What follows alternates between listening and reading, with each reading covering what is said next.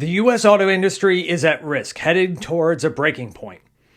That sounds horrible, but it's a great opportunity to talk about history, which I love to do. In this video, I want to look back to the late 1970s when Detroit was being threatened by foreign car makers to see what we can learn about what happened back then and apply it to the current situation with China. Specifically, I want to talk about voluntary export restraints that were negotiated with Japan to see if something like that could happen all over again. The car you're looking at, a 78 Toyota Corolla, donated by Hoot McInerney in Oak Park. We've got Tim Donovan here taking his frustrations out on this 78 Toyota. I hear some people say Chinese-made vehicles will never be successful in the US, that we hate China too much to buy their cars. Yeah, don't count on that. The Polestar 2 is made in China. It just has a Swedish name. Buick and Lincoln have imported gas-powered vehicles from China. Nobody noticed.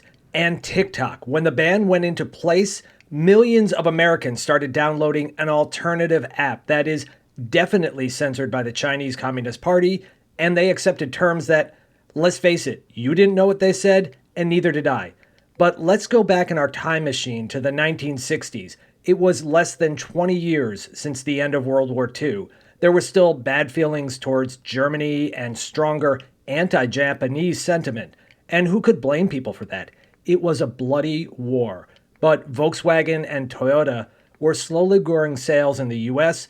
Datsun, Nissan, joined them in that.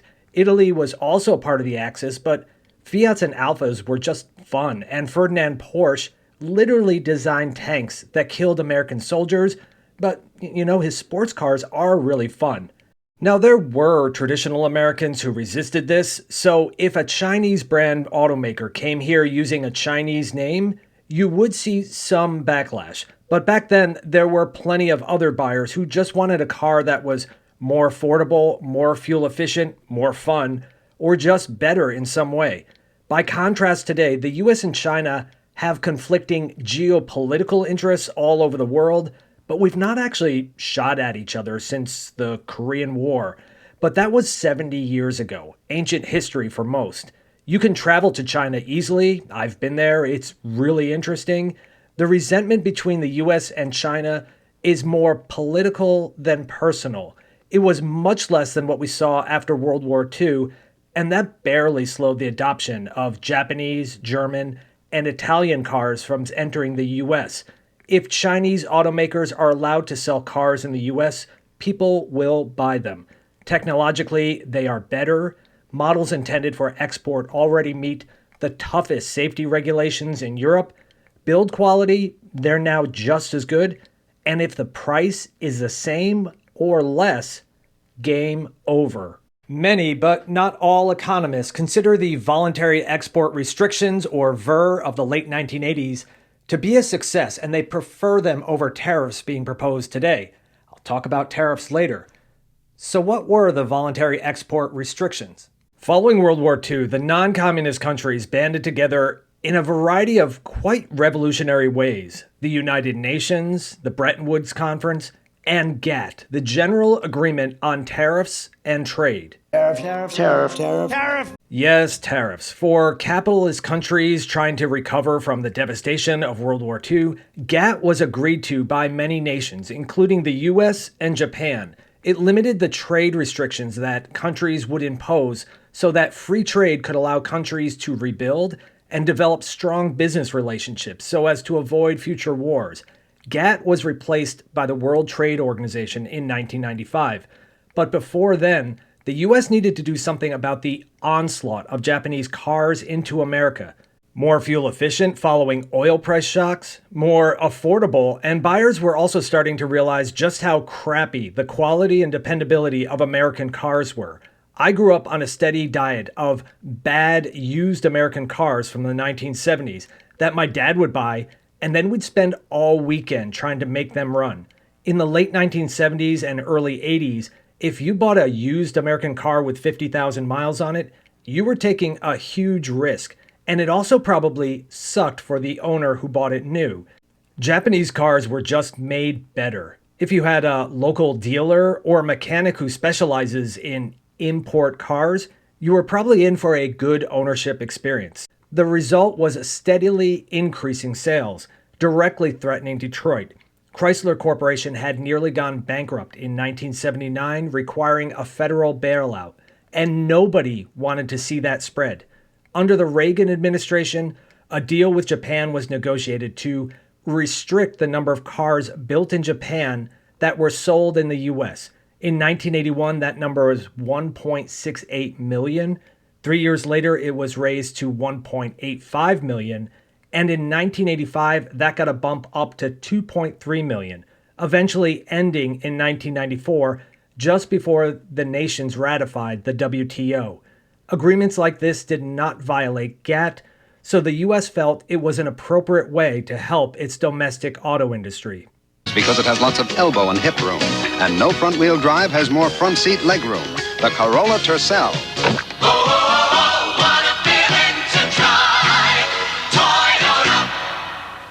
Proponents of the VER point to the investments made by foreign automakers during that period. Toyota, Honda, Datsun, Mazda, Mitsubishi, Subaru, and Isuzu all opened U.S. plants in the 1980s. They had a taste for the U.S. market, and they didn't want the VER to limit just how many sales they could achieve. So they built plants in the U.S., notably a little bit south of the Rust Belt, seeking workers less prone to unionization.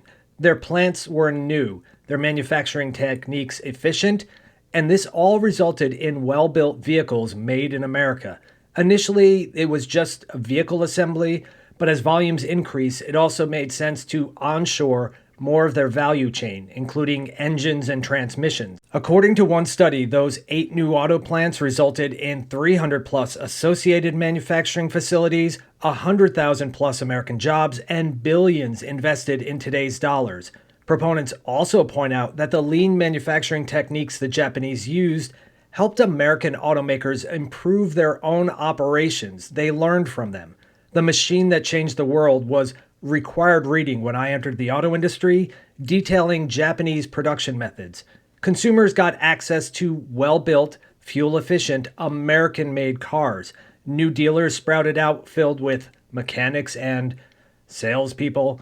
The history of all these positives could encourage the current administration to explore what kind of deal could be made with Chinese manufacturers, but using different tactics.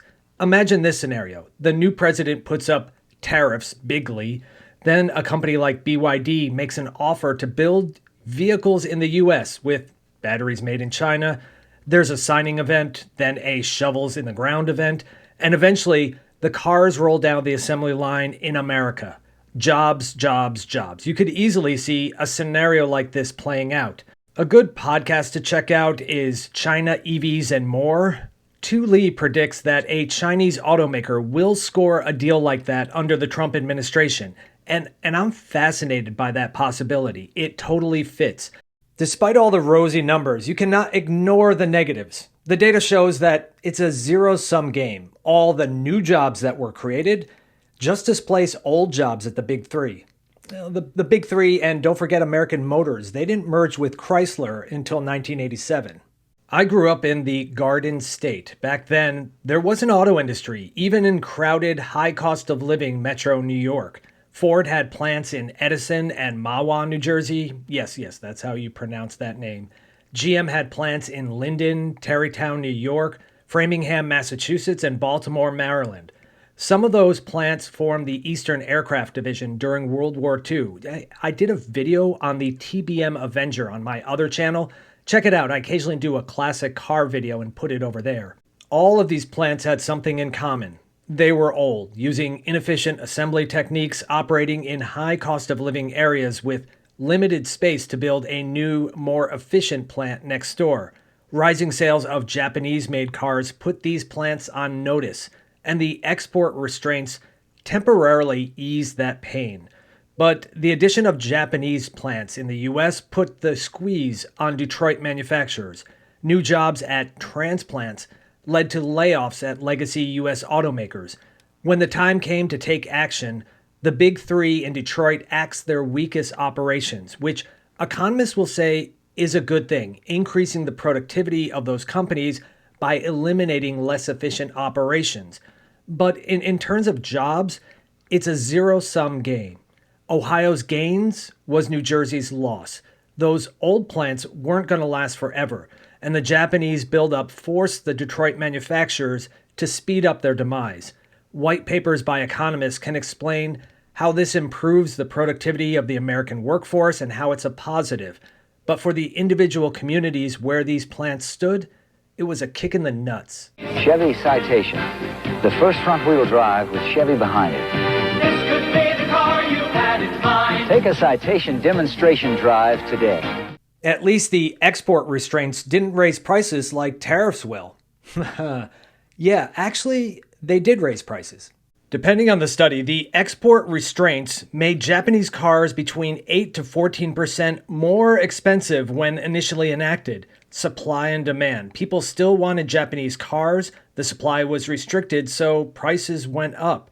For the big three, it resulted in higher sales. That's good because they needed to transform their manufacturing and invest in more efficient plants. For example, GM built a new plant in Hamtramck, Michigan, and also kicked off the creation of the Saturn Corporation around that same time. The Reagan administration did not want to use tariffs because they knew it would increase costs. It's no secret that foreign competitors have been giving American car makers a real beating. About 5 years ago, we decided enough is enough. This is where it stops.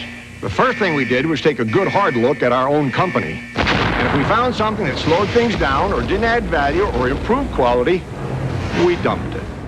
Export restraints like tariffs afford domestic manufacturers time to catch up to foreign competition.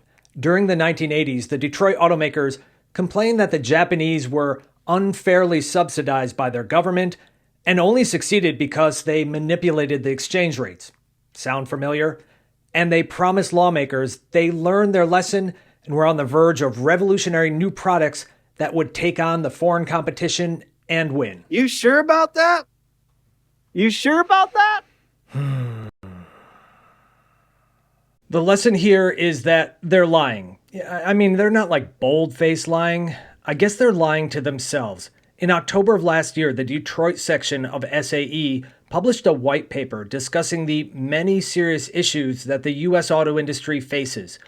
Automakers need to unlearn old engineering practices. Well, that's a good start. There's a lot to be learned from Tesla and Chinese automakers. Hell yes. They absolutely state that they need to change and learn from the competition. But history would say that they're likely to fail, that they are not undergoing drastic enough changes to make that leap. Legacy automakers don't just need to change, they need to disrupt and reinvent themselves for the future of mobility. I think they know this, but they also know that investors expect them to keep pumping out profitable, gas-powered pickups and SUVs. Legacy automakers are incentivized to deliver short-term profits over long-term growth. The U.S. auto industry is at a breaking point. Changes in technology and manufacturing are needed to compete with the best from China. Trade barriers of some sort are needed to protect domestic manufacturing, but do not assume that those companies being protected will make the changes needed without a deadline to create a stronger sense of urgency. I do expect some kind of deal to eventually be made that will allow a Chinese brand vehicle to be manufactured and sold in the US. And when that happens, yeah, Americans will buy a Chinese EV. Faced with this challenge, we can either work together towards achieving success, just like we've done in the past, or embrace conspiracy theories that will tear us apart.